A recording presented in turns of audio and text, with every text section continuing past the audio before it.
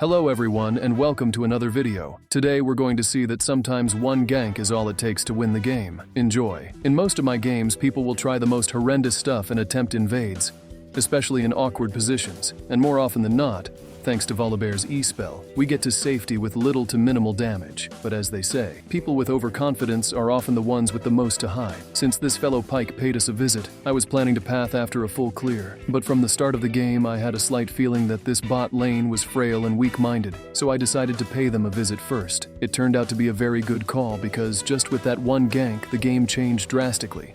And as the saying goes, if it works once, try it again. To be fair, if you feel that the game isn't stressful and camps and objectives are there uncontested, simply camp. In my opinion, it's the fastest way to speedrun through the game to the next one.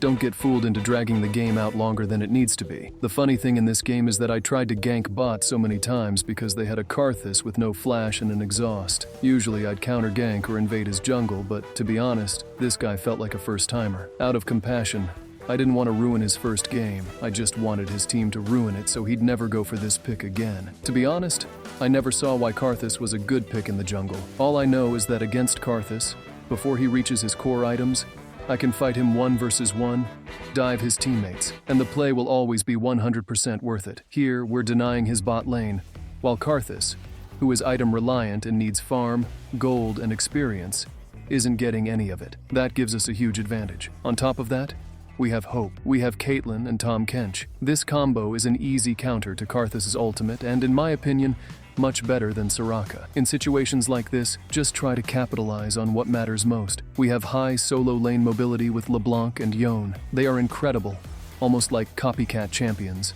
Similar concepts in their mechanics, which makes it very hard to counter them with picks like Aatrox and Karthus. There's almost no counterplay to LeBlanc, and the same goes for Yone. This game was totally in our favor from Champ Select. The enemy team didn't put up any resistance whatsoever, so it's honestly pointless to discuss the build here. I'd rather you focus on the mindset. In situations like this, you don't need to force plays or play recklessly. Just close the game as quickly and as naturally as possible. Well, sadly, the enemy team couldn't handle the pressure, mainly because their bot lane was so behind, and their jungler was almost non-existent, which is understandable. In the second game, we took a different approach. We had a Nidalee support. Now, as much as I hate this pick, I also like it. If Nidalee is just there to poke with no roam, the game would likely be lost. But if the Nidalee player is macro-oriented, making plays, placing wards, roaming with the jungler, then the game is much more fun than any other game you'll play in League. Similar to the previous game, we started with their singed player trying to proxy. Here's my advice. Either walk with the wave or intercept him with the top laner before he reaches the wave. If you do this, there's a high chance you'll either get a kill or deny him his first wave or two before he backs. This approach always works, never fails. You just need to be on the same page as your top laner. Now, the overconfidence of their top laner made him burn his ghost, and also Cho'Gath got lucky, landed his Q, and we got a kill. That kill was the only thing I gave this top laner to cruise through the whole game. And again, just one gank can win you the game if you make it on the right person. Earlier, it was the bot side. This time, it was the top side. Did I know beforehand? No, I didn't, but I got a slight feeling. Did I get lucky? Maybe a little bit. But sometimes, just one gank is all it takes to secure the game from the start. Not playing with items for so long in the early game made me very familiar with Volibear, even though it is not recommended. No point in over-chasing because I know the enemy team is desperate to even out the game. Their Diana needs scaling, and their Rel is naturally aggressive, so the only one who'll engage is us the bear. Here, I need to be very careful and let them burn their skills, check or waste their resources before we can retaliate. It's not always obvious, but I've found in League of Legends that the team to make the first move in early game skirmishes often loses. Meanwhile, in the late game,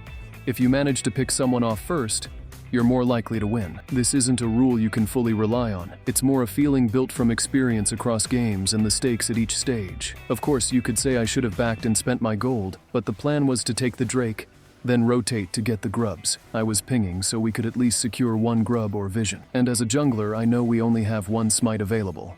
So if nothing else, we should secure something. And now that top lane doesn't need us, it would be a crime not to help bot side. After we've bought some items, mainly health, it's almost impossible for any assassin to kill Volibear in the early game. If you're a bit ahead and stack raw health, it's a rule of thumb against assassins. They struggle against tanky champions, except for maybe Talon or Zed. But other than that, you can survive almost all type of damages with raw HP. The moment I saw Diana, I knew I had to kill her simply because we're building to fight, not chase. Looking at the enemy team composition, they have Diana and Singed, who are both champions likely to run at you and chase. So, if you stack health and maximize your bite, the healing will be enough to survive their full damage. Now, after securing the Drake, you'd expect the enemy team to back off, but they're still aggressive and trying to force a fight in their favor. The only solution to counter that is to dive them repeatedly. It's okay if we die doing this because it denies them the chance to get the farm and experience. And it's likely that our support will have some free time to roam with us, hence ending the game faster. Oddly, the Ezreal mid-pick came in strong. I'm not sure why. I haven't had time to watch Worlds lately. Maybe in a couple of weeks I'll catch up, or the League community will start sharing clips of the best plays. But so far, Ezreal against Yone has been an effective pick. In games like this, my biggest recommendation is to keep up and farm, but not in the usual way. You should farm in the enemy jungle. It's fine to leave your camps up for your teammates, but every camp you take from the enemy jungler starves them, leaving them nothing else to take. Eventually, they'll start scrambling for farm, similar to the Hunger Games. At this stage, I was trying hard to close out the game because, as I said earlier, dragging out a winning game is just a waste of time and energy. Every game you close faster gives you the chance to play a new one, and more chances to gain LP. Of course, you could lose the next game, but the principle holds. Only extend a losing game if you have the mental fortitude. In situations like this, the team needs to group up and push for the win. However, that's not always what happens. As the saying goes, it's not every day that your allies will have a winning game where they're just having fun poking the enemy and playing with their food. In this instance, I found myself wondering why the enemy team was losing so badly. The answer is simple. Riot's matchmaking still has flaws, often putting random champions in situations where they can't perform well for no particular reason. For example, this Diana player is clearly panicking. Maybe it's their first time on the champion, or they're trying something new. Who knows? But is it our concern? Number. Our focus is just to end this game as quickly as possible. Of course, the enemy team members who are trying to win are struggling, and they're stuck with someone who isn't pulling their weight. Some might call it being held hostage, but I think it's something they need to handle mentally. If I were in the same situation, I'd treat it as a learning opportunity. Try a new build, test a different strategy, and if it works out, I'd turn a bad experience into a valuable one. So don't take anything personally. Don't flame, don't change your mindset, and while it's okay to feel frustrated, it's never okay to give up. To answer the question, does the enemy team have any hope of winning this game? The answer is yes.